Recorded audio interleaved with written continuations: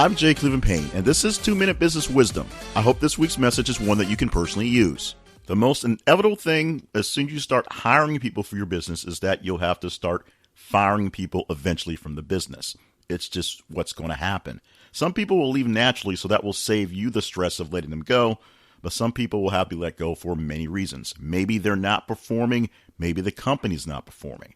And whatever the reason it is, that doesn't necessarily mean it's the person's fault who's being fired, and it doesn't have to be the most stressful thing in their life, even though it's still going to be.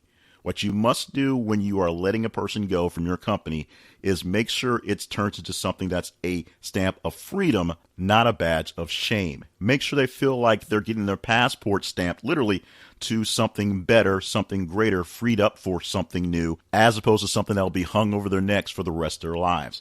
Trust me, I know this from experience. When I was fired recently from my full-time job in radio, it allowed me the freedom to do more of these things. And as scary as freedom is, because freedom is very scary, it's also exciting to know that I am making the calls on my own, and I can prove to the world and to the former employer just how good and how valuable my work and talents really are.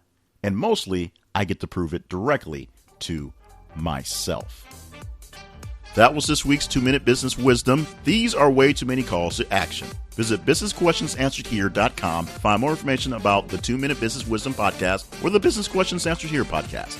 Make contact with us through the website or by email at businessquestionsansweredhere@gmail.com. Follow us on social media at _BQAH on Twitter and Business Questions Answered Here on Facebook. Subscribe to our business education podcast wherever your favorite pods are cast, and be here next week for our next episode.